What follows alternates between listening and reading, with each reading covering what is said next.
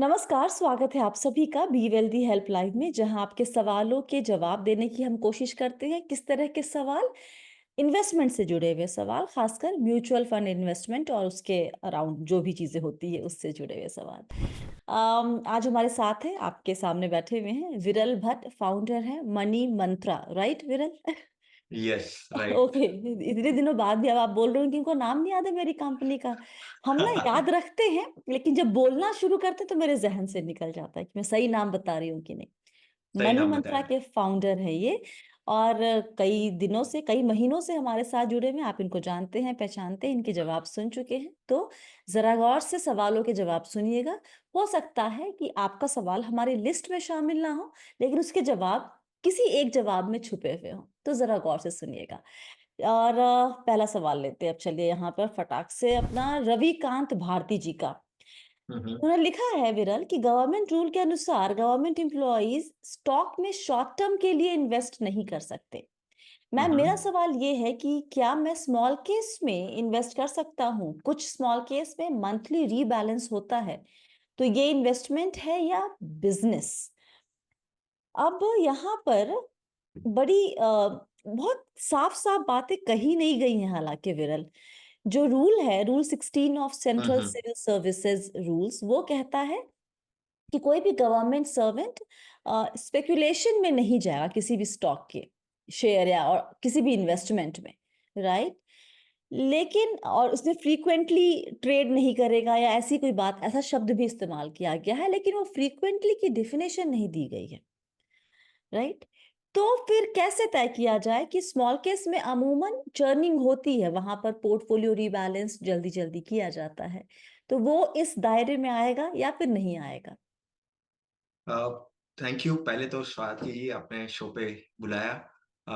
Definitely ये थोड़ा-सा ऐसा कह सकते हैं कि ग्रे एरिया है जी। और जितना मुझे समझ में आता है स्वाति जी के ये जो पर्टिकुलरली आपने कहा कि ये स्पेकुलेशन पॉइंट ऑफ व्यू से हुँ, आई थिंक जितना गवर्नमेंट कंपनियाँ चाहती हैं, उनके एम्प्लॉइज़ जो इंट्राडे ट्रेडिंग करते हैं, यानी सेम डे को लेना और सेम डे को बेचना, हुँ, राइट? उसके ऊपर उनकी रोक हो सकती है कि आप वहाँ पे निवेश ना करिए, राइट? अभी हुँ, रही बात स्मॉल केस की, मुझे लगता है कि स्मॉल केस में वो डेफ़िनिटली इन्वेस्ट कर सकते हैं, हुँ, उसमें कोई दिक्कत नहीं है क्योंकि म्यूचुअल फंड एक मैनेज पोर्टफोलियो होता है, राइट? हुँ, म्यूचुअल फंड भी अगर आप देखें तो एक बास्केट ऑफ स्टॉक्स होते हैं और हुँ, वो मैनेज पोर्टफोलियो कहा जाता है। सिमिलरली हुँ। स्मॉल केस भी मैनेज पोर्टफोलियो में ही आता है, अच्छा। राइट? हुँ, राइट? और डेफिनिटली ये जो रीबैलेंस की बात कर रहे हैं, हुँ, तो एक्चुअली ये तो सेबी ने ही मैंडेट किया है कि आपको रीबैलेंस करना पड़ेगा।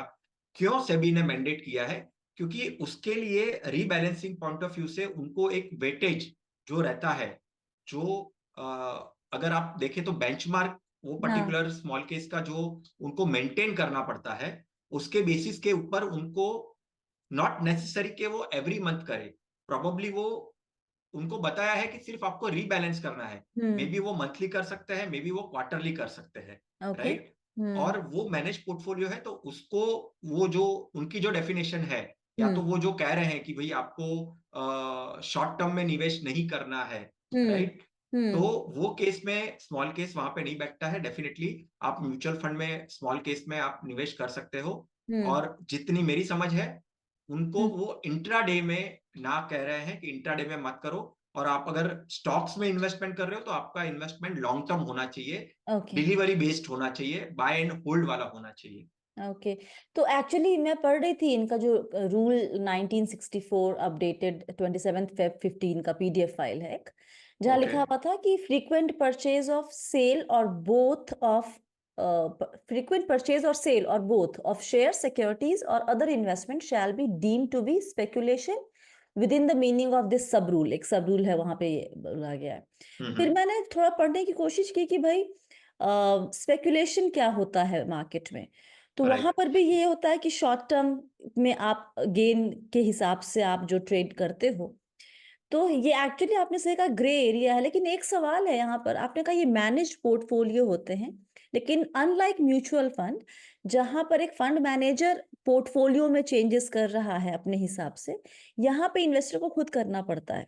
यहाँ पर स्मॉल केस जो चला रहे होते हैं वो आपका पोर्टफोलियो मैनेज नहीं करते। वो आपको बताते हैं कि ये चेंज करना है, अब तुम कर लो भई, राइट? राइट, राइट, तो काइंड ऑफ मैनेज पोर्टफोलियो है, लेकिन कर तो इंसान ही मतलब इंडिविजुअल इन्वेस्टर ही रहा है, ट्रू, राइट?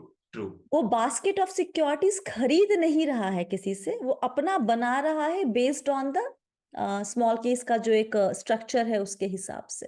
राइट, सो अगर वहाँ पे फ्रीक्वेंटली की डेफिनेशन तो है नहीं। ट्रू, तो अगर इंट्राडे छोड़ दें तो बाकी सब अगर स्पेकुलेशन के दायरे से बाहर आ जाती हैं तब तो कोई दिक्कत नहीं है। लेकिन अगर फ्रीक्वेंटली में 10 दिन, 20 दिन कुछ ऐसा मेंशन कर देती सरकार या जो जिन्होंने ये रूल बनाया है, तो ईज़ी हो जाता लोगों के लिए कॉल लेना। दिस इज़ आसान, है ना? सही बात है, सही बात है। अभी के लिए आई थिंक उनको डिस्क्लोज़ भी करना पड़ता है आई थिंक अपना इन्वेस्टमेंट। तो आई गेस जिनको डिस्क्लोज़ करना होता है उन्हीं से जाके पूछ ले एक बार कि भई ये इसमें फिट बैठता है हमारे मैंडेट के हिसाब से या नहीं। तब सही तक बात आप कंटिन्यू करें। अगला सवाल लेते हैं हम गुड़िया जी का। मेरा नाम गुड़िया कुमारी है। मेरे परिवार में मेरे पति की सरकारी नौकरी है।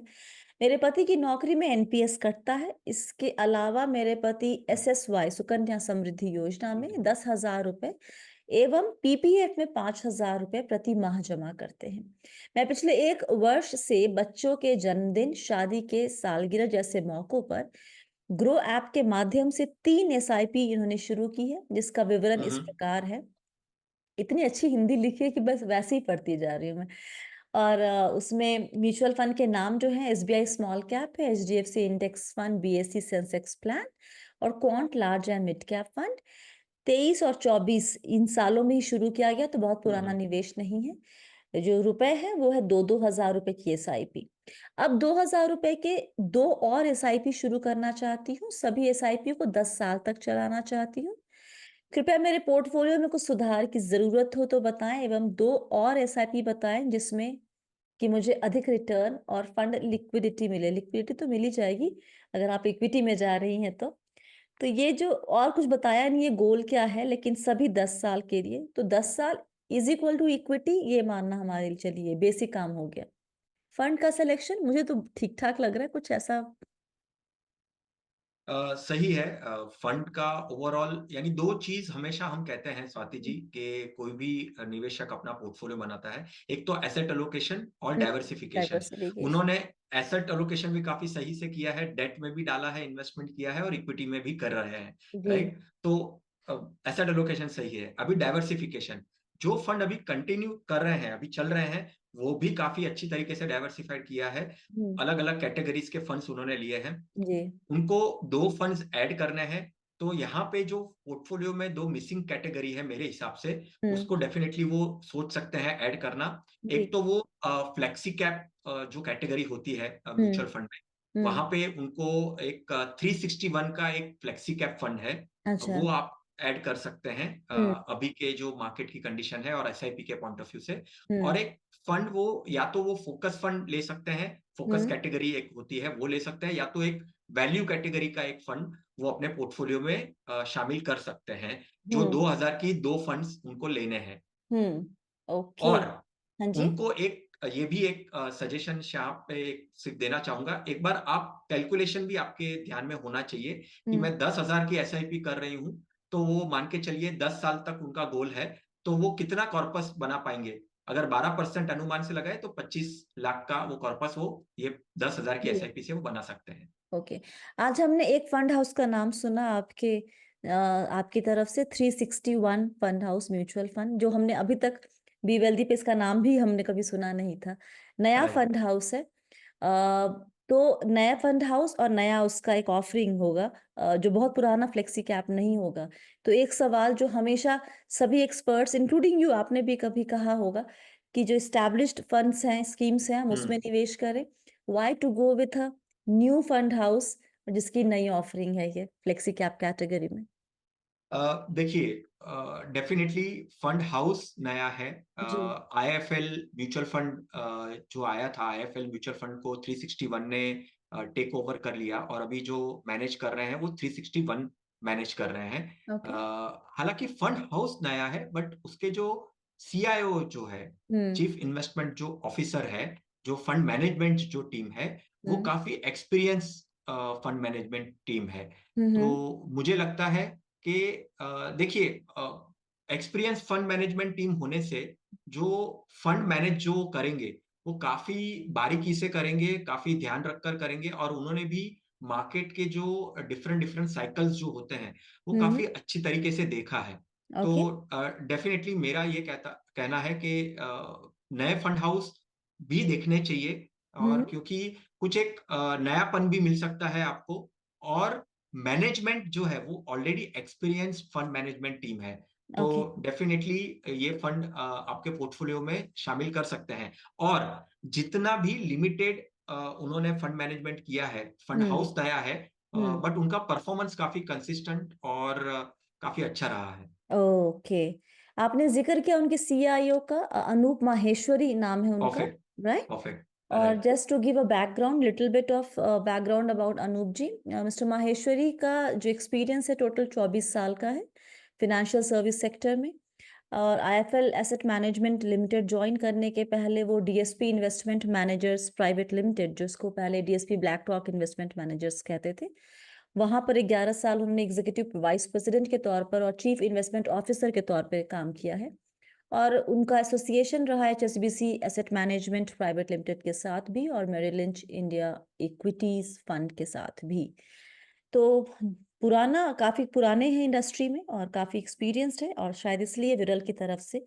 उनका नाम और उनके फंड्स के ऊपर सजेशन करेक्ट। अगला सवाल हम लेते हैं अरमान कटारिया जी का हम्म। जानना चाहते हैं कि स्मॉल कैप इंडेक्स में भी अगर निवेश करना है तो स्मॉल कैप 250 इंडेक्स लेना सही होगा या फिर स्मॉल कैप 50 इंडेक्स दोनों का फर्क उनके नाम में ही है विरल 50 में 50 स्टॉक रहेंगे टॉप वाले और 250 में 250 स्टॉक्स को फॉलो किया जाएगा राइट। एक थोड़ा कॉन्सेंट्रेटेड है एक थोड़ा सा खेलने के लिए जगह ज्यादा है वहां पे थोड़ी ज्यादा डाइवर्सिफिकेशन डाइवर्सिफिकेशन है। जी हम्म। जी तो लेकिन कैसे तय करें कि मुझे कंसंट्रेशन के साथ जाना है या फिर हम डाइवर्सिफिकेशन में लें स्मॉल कैप में भी देखिए, पहले तो आपने कहा ही, बट फिर भी मैं थोड़ा सा एक बार वापस से रिपीट करना चाहूंगा। जी 250 इंडेक्स जो होता है स्मॉल कैप का, वो हम्म ब्रॉडली ब्रॉडर एक्सपोजर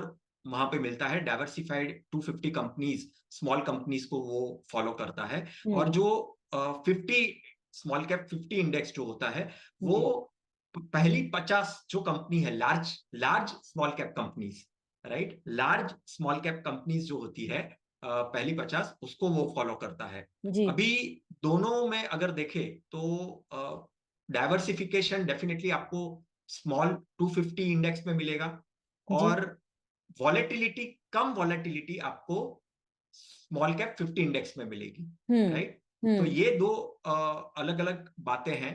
तो आपको अगर वॉलेटिलिटी कम चाहिए तो आपको डेफिनेटली स्मॉल कैप 50 देखना चाहिए, और अगर आपको डाइवर्सिफिकेशन ज्यादा चाहिए, राइट, हम्म तो आपको 250 देखना चाहिए। ओके अभी कौन से इन्वेस्टर्स के लिए, अभी आपको ये पर्टिकुलर इंडिविजुअल जो हमारे जो दर्शक है उनको ये तय करना है कि हम्म उसके लिए ये सुटेबल है कि नहीं। तो स्मॉल कैप 250 इंडेक्स किसके लिए सुटेबल है?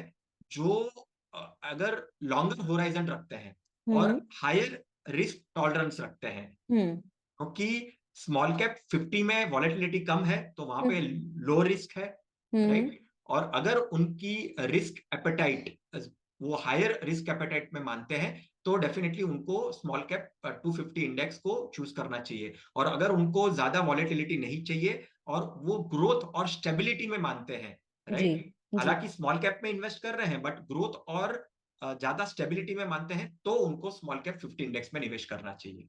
हुँ। मैं कोशिश कर रही थी ये आपके जवाब के साथ-साथ कि देखूँ कि दोनों में एक्सपोज़र कितने सेक्टर्स का है, 50 में कितने सेक्टर्स का एक्सपोज़र ओके। है और 250 में। तो वो है डिटेल लेकिन उस पे थोड़ा काम करना पड़ेगा। Maybe we can create a short around it कि दोनों में कितने सेक्टर्स का भी एक्सपोज़र है। क्योंकि एक टॉप 50 है, तो क्या सारे वही सेक्टर्स यहाँ पर भी हैं जो आपको 250 में मिलेंगे या फिर 250 में कुछ ऐसे सेक्टर्स हैं जो आपको बाकी जगह नहीं मिलते हैं? वो भी एक बार देखने की ज़रूरत होगी। रिटर्न के मैं लिहाज़ से सॉरी, हाँ, you are saying something. Sorry sorry sorry Swati, मैं एक ऐड करना चाहूंगा। जी। अगर मैं अगर उनको एकदम सिंपली आंसर अगर करना है ना, तो करंट कॉन्टेक्स्ट के पॉइंट ऑफ व्यू से, करंट जो मार्केट जो जंक्शन पे है, और हाँ, जिस हाँ। हिसाब से इंडिया में different different companies, startups, IPOs सब आ रहे हैं, हम्म। उसको देखकर मुझे लगता है कि 250 इंडेक्स काफी अच्छा होगा, rather than focusing on the 50 small cap companies. Okay, एक बार मैं स्क्रीन शेयर करके ना जरा इनको दिखा दूं, हम्म। Just 1 second. मेरे पास ये ऐसे क्यों एक्ट कर रहा है, लेकिन लेट मी जस्ट ट्राई कि अगर मैं इनको सेक्टोरल, आप भी एक बार देख रहे हैं यहाँ पे, तो शायद आप भी कुछ ऐड कर सके यहाँ पर। और where is the share, share is here and share. So this is तो फाइनेंशियल सर्विसेज में 33, उसके बाद है इंफॉर्मेशन टेक्नोलॉजी 9% से अधिक, कंज्यूमर ड्यूरेबल, हेल्थ हम्म। केयर ठीक ठाक एक्सपोजर है। नीचे वाला ऑटोमोबाइल में एग्जैक्टली कितना दिख नहीं रहा, मुझे छिप जा रहा है मेरे उससे।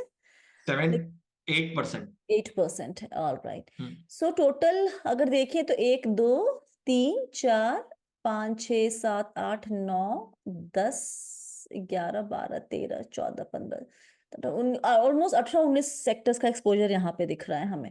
अगर वही चेक कर लेते हैं दूसरे में, 250 में, यहाँ फाइनेंशियल सर्विस में 20.76 है, तो 33 और 20% का 10% का गैप है। कैपिटल गुड्स है, health care sector, I think मोटे तौर पे उस सारे उतने ही हैं, सेम सिर्फ सेम ही है, हाँ, सिर्फ उनका परसेंटेज जो है वो बढ़ा दिया चेंज है। हुआ है। और जाहिर सी बात है होगा, क्योंकि 50 और 250 स्टॉक्स का फर्क है यहाँ पर, तो वो फर्क होगा। और ऑलराइट। ये जो बाकी सेक्टर्स जो है, जैसे छोटे छोटे सेक्टर्स जो हैं, जैसे हम्म। मेटल्स और माइनिंग है, ऑयल एंड गैस गैस है, हम्म। कंस्ट्रक्शन मटेरियल्स है, पावर है, जी। राइट। तो वहां पे काफी नई नई कंपनियां भी आ रहे हैं, जुड़ रही हैं, हाँ। राइट। तो हम्म। वो हिसाब से 250, जैसे कहा, ब्रॉड बेस्ड और डाइवर्सिफाइड जी। ज्यादा है, जी। बट साथ में हाई रिस्क वाला भी फैक्टर वहां पे है। जी। जी। जी। जी। चलें, अगला सवाल लेते हैं हम यहाँ हम्म। पे राकेश जी का। लिखा है कि मैं आपका चैनल रेगुलरली देखता हूँ, मुझे बताएं, मेरे पास 20 म्यूचुअल फंड्स हैं, मेरे स्कीम्स हैं इनके पोर्टफोलियो में, उम्र है 67। तो क्या ये मुझे नंबर कम करना चाहिए? क्योंकि मुझे ये लग रहा है कि अगर मैं रिडीम करूं और री इन्वेस्ट करूं तो मैं टैक्सेस में ठीक ठाक अमाउंट दे दूंगा। ये नहीं बताया कि ये जो इनका पोर्टफोलियो है उस वो सिर्फ लॉन्ग टर्म ग्रोथ के लिए है या उसका इस्तेमाल करना है अपने खर्चों के लिए, कुछ भी जानकारी हमारे पास वैसी नहीं है यहाँ पर विरल। अगर हम ये मान के चले, क्योंकि उन्होंने ये बात की रिडीम एंड री इन्वेस्ट, उन्होंने ये नहीं कहा कि अ, कोई जान कुछ निकालना है या एसडब्ल्यूपी करनी है, वो सब कुछ बातें नहीं की। हम सिर्फ इतना मान के चले कि यही पैसे उनको कंटिन्यू करने हैं, शायद हम्म। अपने बच्चों के लिए जोड़ना चाह रहे हों बाद के लिए। तो भी क्या आप सलाह देंगे कि 20 को कम करके, छोटा करके एक थोड़ा सा छोटू सा मैनेजेबल पोर्टफोलियो बनाया जाए? देखिए, पहले तो 20 फंड डेफिनेटली नहीं होने चाहिए। हम्म। पहला तो ये एक पॉइंट है ही। अभी तो मैं दूसरी चीज ये कहूंगा कि उनकी एज पॉइंट ऑफ व्यू से देखकर भी हम्म। इतने सारे फंड्स नहीं होने चाहिए, क्योंकि वो ट्रैकिंग डिफिकल्ट हो जाता है, मैनेज करना डिफिकल्ट हो जाता है, राइट। और अगर आपके खुद से आप सारी चीजें मैनेज कर रहे हो, हम्म। तो इतने फंड्स होना डेफिनेटली नॉट सजेस्टेबल, हाँ। राइट। तो डेफिनेटली हमेशा हम कहते हैं कि 5 6 7 फंड्स होने चाहिए, हम्म। वही पोर्टफोलियो आप बना के रखिए। आपके जो ओवरऑल 20 फंड्स हैं, उसमें से आप उसको कर्टेल कर कर कम करके कैसे आप 6 7 फंड से ही आपका पोर्टफोलियो चला सके, वो हम्म। देखिए। दूसरी चीज, डेफिनेटली उनको भी पता होगी कि ये 20 फंड होना, यानी 6 7 फंड से ज्यादा कोई भी फंड होना, वो ओवर डाइवर्सिफिकेशन बन जाता है। तो हम्म। वो भी आपके रिटर्न्स को, ओवरऑल ऑप्टिमम ऑप्टिमम रिटर्न्स आपको नहीं हम्म। मिलेंगे, हम्म। राइट। तो वो भी एक ध्यान में रखनी है। अभी एक चीज क्या होती है, मुझे ये जो टैक्स वाली बात आती है, बहुत जी। बार सबको कंसर्न होती है कि मैं रिडीम करूंगा तो टैक्स आएगा, तो मैं कैसे रिडीम करूं। बट इंपॉर्टेंट क्या है कि इतने फंड्स आपके पोर्टफोलियो में ऑलरेडी अगर है, तो वैसे भी आपको रिटर्न्स पॉइंट ऑफ व्यू से अगर रिटर्न सही नहीं मिल रहे हैं, डाइवर्सिफिकेशन नहीं है बट ओवर डाइवर्सिफिकेशन है, तो टैक्स वाला जो मैटर है ना, वो ज्यादा उसको इम्पैक्ट नहीं लाना चाहिए। राइट? हम्म। डेफिनेटली टैक्सेस तो है ही है, आपको अगर गेन हुआ है तो आपको टैक्स तो देने ही है, जी। राइट? और जी। बाकी एसेट क्लास के पॉइंट ऑफ व्यू से अगर आप जो टैक्स दे रहे हैं वो शायद से overall return point of view के सामने वो इतना ज्यादा नहीं दिखेगा आपको। हाँ, हम्म। वैल्यू पॉइंट ऑफ व्यू से बड़ा दिख सकता है, क्योंकि आपकी इन्वेस्टमेंट्स की वैल्यू बढ़ गई होगी लेकिन और यहाँ आपको। पर ना एक बस I am just thinking allowed with you यहाँ पर, क्योंकि हम बातें करते हैं और बातों में शायद एक सोल्यूशन ढूंढने की कोशिश करते हैं। वी ऑल अग्री कि 20 फंड बहुत ज्यादा है पोर्टफोलियो में और वो राइट। मैनेज करना मुश्किल है। लेकिन अगर मान लीजिए कि अगेन हाइपोथेटिकल सिचुएशन, हमें नहीं पता इनके यहाँ पे ये है कि नहीं, अगर मान लीजिए कि मेरी उम्र 67 या 70 है, मेरे पास 20 है, मुझे अपने बच्चों के लिए छोड़ के जाना है एंड ऑफ द डे, तो मैं अपने विल में कहीं डाल दूं कि ये 5 फंड इसके, ये 5 उसके, मतलब इस तरीके से अगर बांटना हो तो मुझे रिडीम, अगर वो पैसे मेरी जरूरत के लिए नहीं है, एक ढंग से मेंटेन किया हुआ है पोर्टफोलियो जहां पे मुझे पता है कि ये 20 मेरे सामने है, मुझे उसकी जरूरत, द की वर्ड इज की जरूरत है क्या, मुझे अपने खर्चे के लिए, क्या मैं अपने लिए देख रहा सही हूँ या बात। मैं अपने बाद की जनरेशन के लिए देख रहा हूँ, तो मैं फिर टैक्स क्यों भरूं रिडीम करके। रिटर्न का जहां तक मसला है, अब तो जो इन्वेस्टमेंट इन्होंने कर, मुझे नहीं पता कि इनकी ऑनगोइंग एसआईपी है कि भी नहीं, वो शायद उन्होंने कंटिन्यू करके छोड़ दिया, एक अब एक्यूमुलेशन फेज जो है वो उनका ओवर हो चुका है शायद। Right, right. तो उसमें भी क्या जरूरत है क्या उसको रिडीम करने की या फिर उसको छोटा करने की, मतलब व्हाई व्हाई टू पे टैक्स। जब से टैक्स बढ़ा है हम तो एकदम ही वो हो गए हैं कि जितना कम भरना पड़े उतना अच्छा। अ, देखिए, बात तो सही है, बट हम्म। ओवरऑल अगर सिचुएशनल पॉइंट ऑफ व्यू से देखें, अभी देखिए, हाइपोथेटिकली तो हम बहुत सारी चीजें डेफिनेटली सोच सकते हैं, और करेक्ट। उसमें अगर वो सोचे तो डेफिनेटली टैक्स को भरना, अननेसेसरी टैक्स को अपने हम्म। इसमें लाना वो सही नहीं होगा। जी। हालांकि ऐसे कुछ एक्सरसाइज कर सकते हैं जिससे जैसे अभी 1,25,000 तो माफ है ही, तो हाँ। वैसे कुछ विड्रॉ कर करके कुछ अमाउंट करके वो जिस हिसाब से कर्टेल कर सके वो देखना करते चाहिए। रहे। करेक्ट। क्या वैल्यूएशन बन रही है, कितने फंड्स में क्या हाँ, अगर छोटे वैल्यूएशन है। छोटे अमाउंट वाले हैं ना, जो हाँ, जो आपके मान ली किसी में 75,000 हो जाते हैं, किसी में लाख हो जाते हैं, तो अगर वैसे वाले हैं तो वो सब जो पूंछ जिसको हम कहते हैं टेल, उसको आप टेल। कट कर सकते हैं। पूरा राइट। आपको पूरा थोड़ी कोई रिडीम नहीं करना, ये बात भी सही है एक्चुअली, कि आपको पूरे पे टैक्स तो भरना नहीं है, अगर छोटी छोटी रकम वाले जो हैं उसको आप रिडीम करके बड़े वाले में डाल दीजिए ताकि आपको मैनेज करने में इजी हो जाए। तो even if perfect. You want to leave it for your kids, तो भी एक अच्छा छोटा सा concise portfolio will always be more helpful. इसी से जुड़ा हुआ एक और सवाल हमारे सामने, रिडेम्पशन, क्योंकि टैक्स की बात हो रही है, तो श्रेयस जी का सवाल है यहाँ पे, लिखा कि पोर्टफोलियो में अभी फिलहाल 50 लाख रुपए हैं, ठीक है, और हाँ जी, 12 साल के बाद ये 2 करोड़ हो जाएंगे। अभी 8-9 म्यूचुअल फंड्स है मेरे पास। I have to redeem some of them and reinvest in one fund from the, अच्छा, after as the right time funds, 12 साल के बाद शायद रिटायर हो जाएंगे और उससे वो पोर्टफोलियो अपना एसडब्ल्यूपी शुरू करेंगे, this is what he is trying to say. तो अब इनका पॉइंट ये है कि अगर मैं तब रिडीम करता हूँ अपने फंड में से पैसे कंसोलिडेट करने के लिए पोर्टफोलियो, तो मुझे शायद 40 lakh long term capital gain tax भरना पड़ेगा, क्योंकि 20% का मान के चल रहे हैं कि अभी अगर 12.5% है, उस वक्त तक वो 20% का हो जाएगा। तो मेरा जो 2 करोड़ का पोर्टफोलियो मैंने बनाया था उसमें वो बच जाएगा 1.6 crore.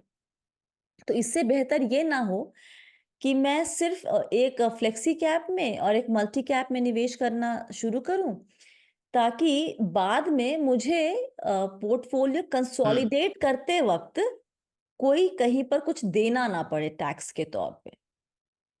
So what do you think of this? एक अप्रोच ये है इनका।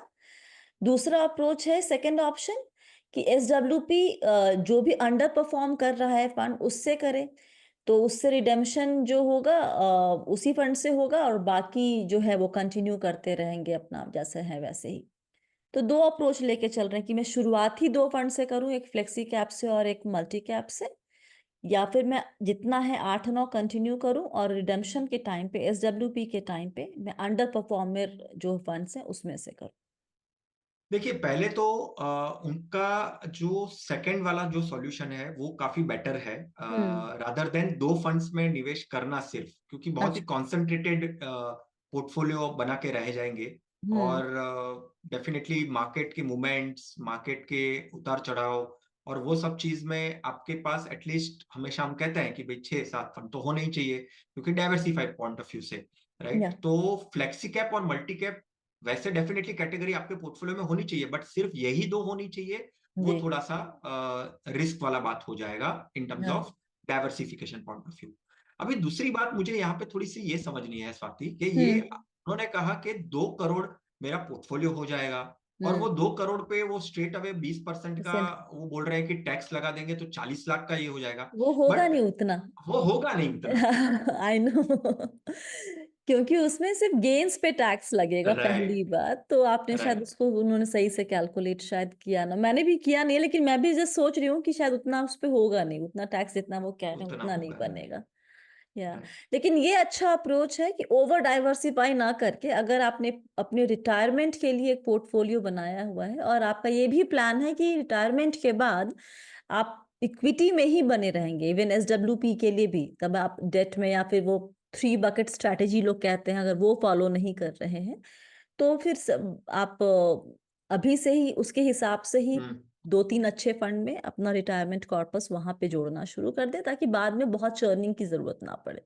और एक चीज होती है स्वाति, हम्म। के इतने अमाउंट की भी प्रैक्टिकली जरूरत कहाँ पे पड़ सकती है वो भी सोचना चाहिए उनको। जी। जी। यानी अभी मान के चलिए वो 2 करोड़ सोच रहे हैं, तो 2 करोड़ एक साथ कौन सी चीज के लिए वो रिडीम करेंगे? नहीं, उनका रिडम्पशन का वो 2 करोड़ वैसा नहीं रिडीम कर रहे हैं कि मुझे इकट्ठे चाहिए होगा, वो है कि मैं उस वक्त जब कंसोलिडेट करूंगा पोर्टफोलियो को, हम्म। तो मुझे रिडीम ही तो करना पड़ेगा ना, उसके बाद शायद हो सकता है मुझे आप बोले कैटेगरी चेंज करो, तो आप अगर इक्विटी में हैं अभी, तो राइट, बहुत लोग बीएएफ में चले जाएंगे, हाइब्रिड में। तो मैं राइट। उसके हिसाब से ही इस प्लानिंग की। थोड़ा सा वेग सा ओके। क्वेश्चन है, हालांकि बहुत सारे हम्म। लूप होल्स हैं उस क्वेश्चन में, लेकिन राइट। इंटेंट समझ में हमें आ रहा है कि वो क्या कह रहे हैं। परफेक्ट। Right, right, right. अगला सवाल है शैलेश, महाराष्ट्र से लिखा है, खोपोली हम्म। से।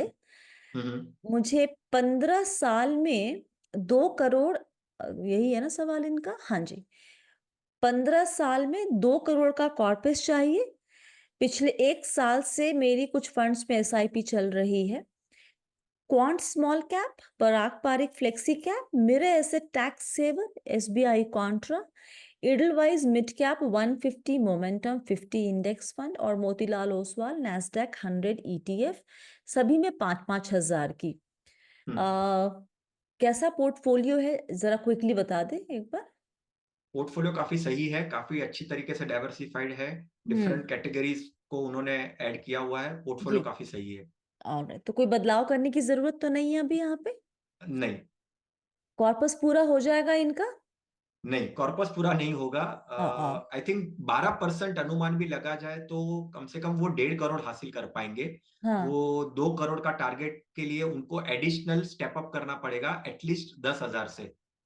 हर साल 10 हजार से या फिर नहीं, सो ओवरऑल एसआईपी उनको 30,000 की करनी पड़ेगी। अच्छा, तो अभी इनकी चल रही है 5, 10, 15, हाँ, सॉरी, 20, अभी 25, 30 चल रही 30 है। है। हाँ। अभी 30 चल रही है, 40 की करनी पड़ेगी, 10,000 से इंक्रीज करना पड़ेगा हमको। ओके, तो अगर ये इकट्ठे एक बार 40 कर दे तो कोई स्टेप अप की हर साल जरूरत नहीं पड़ेगी। राइट। अदरवाइज अगर ये 5-5% भी अगर बढ़ाते चले जाते हैं, आई गेस, तो उनसे आराम से इनका कॉर्पस टारगेट पूरा हो जाएगा। राइट। अगला सवाल है सतीश शर्मा जी का। ओके। रिसेंटली शुरू किया है निवेश करना, नॉलेज की कमी थी, तो इन्होंने अपने पोर्टफोलियो में 30 एनएफओज ओ। And hmm. Mutual funds. However, in your video, you mentioned holding सिर्फ up to 7 funds, right? You are absolutely right. अब ये 65,000 रुपए पर मंथ आई थिंक निवेश कर रहे हैं, जिस also planning to invest 15 lakh per year in mutual fund. ये नहीं पता मुझे कि ये 15 लाख जो बोल रहे हैं एक्स्ट्रा, वो 65,000 के ऊपर वाला है या फिर 65,000 को जितना भी आप करें कैलकुलेट, कितना होता है एक साल में? 65 इंटू 12, इज 780। 780, हम्म 780, तो उसके सात लाख ही अस्सी ऊपर, हजार हाँ उसके ऊपर वो और 7 लाख के आसपास शायद निवेश करेंगे। लेकिन मेरा सबसे बड़ा कंसर्न है 30 का एक पोर्टफोलियो किस हिसाब से तय किया जाएगा कि 30 में से कितने जाएंगे, करीब 25 या 26 या 24 कैसे निकाला जाएगा? अ, देखिए बहुत ही, यानी 30 फंड तो डेफिनेटली उन्होंने, एनएफओज है तो 10 रुपए की एनएवी के पॉइंट ऑफ व्यू से ले सोच के लिया शायद होगा। से किया होगा। हम्म। राइट। और हालांकि मुझे लग रहा है ना, ये पूरा पोर्टफोलियो उनको शायद से चेंज करना होगा। क्यों हम्म। चेंज करना पड़ेगा, ये मैं पूरा पोर्टफोलियो करने के लिए बोल रहा हूँ। क्योंकि एनएफओज में किए हैं, अभी अगर हम्म। लास्ट 1-2 साल की बात करें स्वाति जी, तो ऑलमोस्ट सेक्टोरियल एनएफओज आए हैं ज्यादा से ज्यादा, अ अ, थीम बेस आए हैं, सेक्टोरियल फंड्स आए हैं। हम्म। राइट। क्योंकि एएमसीज में अगर देखें तो जो एक कह सकते हैं कि जो category wise flexi cap, multi cap, large cap, large and mid cap, small cap, तो फंड्स रहते ही हैं। हम्म। अभी ऑप्शंस हैं दूसरे दूसरे कैटेगरीज के फंड लाने के पॉइंट ऑफ व्यू से, तो हम्म। सेक्टोरियल और थीमेटिक ज्यादा आए हैं। तो ओके। ओवरऑल पोर्टफोलियो में मुझे लगता है कि जो जो कैटेगरीज, प्राइम कैटेगरीज होती हैं, वो ही कैटेगरीज के फंड्स के पोर्टफोलियो वो बनाइए, हो बनाए। सकता है। हम्म। हाँ, और वो 5 से 7 कैटेगरीज को डिफाइन करे और फिर वो पोर्टफोलियो में ऐड करे। और हालांकि अगर थीमेटिक और सेक्टोरियल फंड्स हैं तो डेफिनेटली वो ही फंड्स को निकालना पहले बेटर रहेगा। हम्म। और वो मे बी 20-25 जितने भी जो हाँ, हो, वो उससे पूरे कर निकाल रहे। निकाल या कर 5 से 7 कैटेगरीज के, कॉन्सेंट्रेटेड कैटेगरी के फंड्स को वो सिलेक्ट कर तो सकते हैं। बेसिकली एक तो जितने भी सेक्टर अगर हम पूरा नहीं निकलवा रहे हैं और अगर मान लीजिए 30 है, तो पहली सलाह आपके हिसाब से ये रही कि जितने भी सेक्टोरल और थीमेटिक है वो निकाल दी सबसे पहले तो। सही बात है। सेकेंड थिंग, डुप्लीकेशन है अगर किसी कैटेगरी का, मान लीजिए कि 3 स्मॉल कैप है, 4 लार्ज कैप है, तो आप उसमें एक एक रखिए, बाकी सब राइट। निकाल दीजिए।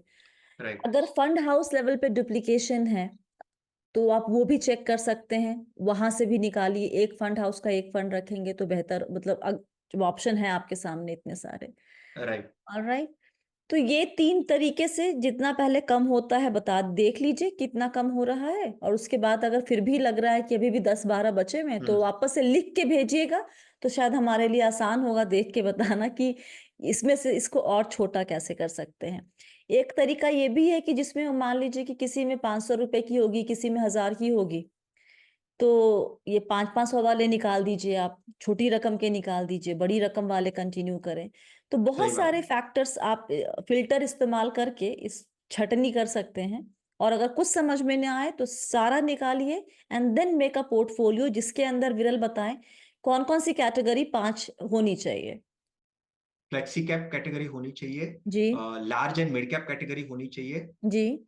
मल्टी कैप कैटेगरी को भी ऐड कर सकते हैं। हुँ, राइट। हुँ, फोकस्ड कैटेगरी को ऐड कर सकते हैं, हुँ। वैल्यू कैटेगरी को ऐड कर सकते हैं। ऑलराइट। तो इसमें सभी कुछ लार्ज में आपको फोकस में भी तीनों ही कैप का एक्सपोज़र मिल जाता है, फ्लेक्सी राइट। में भी मिल जाता है, मल्टी में भी मिल जाता है, लार्ज कैप सब, और स्टाइल ऑफ इन्वेस्टमेंट वैल्यू भी आ गया आपका उसमें, ताकि सब सिमिलर स्टाइल ऑफ इन्वेस्टिंग भी ना हो उसमें। परफेक्ट। तो that is how you have to make the portfolio. Right. Thank you so much Viral सभी सवालों के जवाब देने के लिए, और आई एम श्योर 110% कि सामने जो सुन रहे हैं, देख रहे हैं हमें, उनके पास और भी कई सवाल होंगे। तो सवाल कहाँ भेजना है वो सारी डिटेल्स आपकी स्क्रीन पर है, व्हाट्सएप नंबर, ईमेल आईडी और कमेंट सेक्शन, ये तीनों आपके लिए खुले हुए हैं। तीनों जगह आप अपने सवाल, अपने फीडबैक ज़रूर भेजें। और हमेशा की तरह एक दरख्वास्त, जब कमेंट करते हैं तो हमेशा ध्यान रखें कि सामने वाले जिसके लिए भी कमेंट कर रहे हैं, गेस्ट के लिए, होस्ट के लिए, या किसी के सवाल पर आप कमेंट कर रहे हैं, सिविल रखें, तमीज़ से बात करें, और अपशब्दों का प्रयोग ना करें। बी वेल्दी पर ये सब चीज़ें, अगर मैंने किसी को देखा तो I am okay to have less number of subscribers, लेकिन जो हो वो थोड़े सुलझे हुए, समझदार और तमीज़दार इंसान हो तो ज़्यादा बेहतर होगा। विरल, जाने के पहले कल जन्माष्टमी भी है, तो ज़रा उसकी राइट। भी शुभकामनाएँ आपकी तरफ से भी। यस, आपको भी शुभकामनाएँ और दर्शकों को भी शुभकामनाएँ। जी, तो कृष्ण जी की बातों को ज़रा सुनें, समझें, जीवन में उतारें। उन्होंने बहुत अच्छी-अच्छी बातें कही जो हम सुनते तो रहते हैं, पढ़ते रहते हैं, कोट भी करते रहते हैं, लेकिन अपने जीवन में उतारना थोड़ा मुश्किल काम लगता है। थोड़ा वहाँ पर ध्यान दीजिए। ओके, फिलहाल के लिए इतना ही। बहुत-बहुत शुक्रिया वक़्त देने के लिए। आपका शुक्रिया। भी विरल और दर्शकों का भी।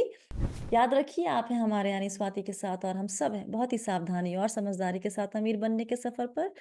आप सभी को बहुत सारा प्यार और दुलार। Stay blessed, healthy and be wealthy.